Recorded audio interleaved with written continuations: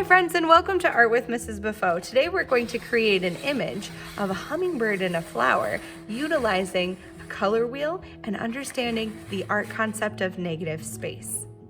In art class, we've been talking about the color spectrum, and one way for us to remember the order of the color spectrum is by our little friend the elf Roy G BIV.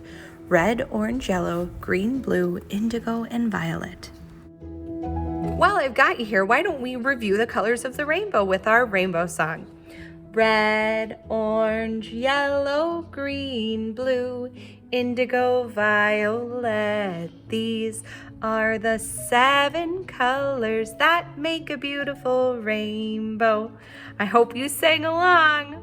Do you know one of my favorite creatures that God has made for us is the hummingbird? And it shows all different colors of the visual spectrum. Here are some fun facts about hummingbirds. Did you know there are over 325 unique species in the entire world? Their hearts beat at 1,200 beats per minute. To give you a little example, a human heart beats at only 60 to 100 beats per minute.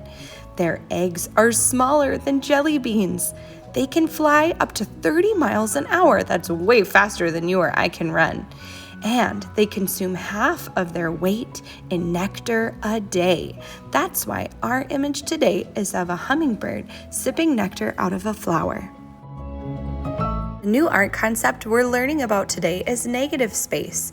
Negative space is the area around or between the main subject of an image, the space that is left when the subject is cut out of an image. So if we look at the picture of a vase, the black image shows the different negative space that's left. It's the green around the ram and the black around the flowers. That's negative space.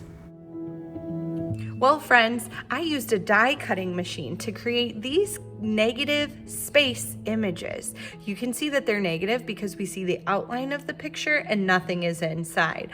I've used these hard folder pages to create this for us so far.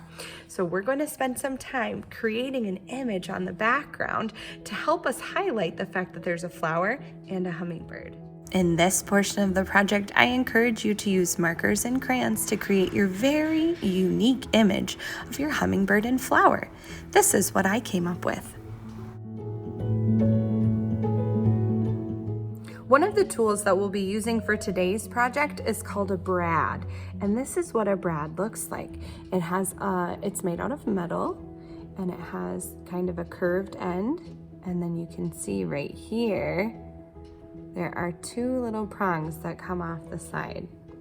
And I can open these 2 little prongs and they can bend different ways. This is going to ensure that our color wheel is going to be able to spin on our image. On one of our previous projects, we used finger paint and we created some rainbows. Do you remember these little plates that we used for that? I had divided it into the different sections and then I put the different colors in there. After we were done, I encouraged you to use your finger to smooth it around. I promised you that we would come back to these projects later, and today's the day. So now that my entire image is colored, remember these fasteners, these brads I talked about? We're gonna find a spot to put it on there. We're gonna take our color wheel and connect it on there. And as you spin, your hummingbird and your flower will change color. Isn't that fantastic? Let's see how it works. Because our paper is thick and our paper plate is thick as well, I'm going to come around and help you poke some holes in your images, and we're going to stick the brad in the first one, and then we're going to poke a hole in the plate, and we're going to connect them together with a brad by bending the little fingers of the brad around. It's going to hold those 2 together and we'll be able to spin it in place. You can see that I was using Addison's plate for my example, and this is what it looks like when it spins around. Well, friends, this is my finished image. Thank you so much for joining me. This has been Art with Mrs. Beaufeaux.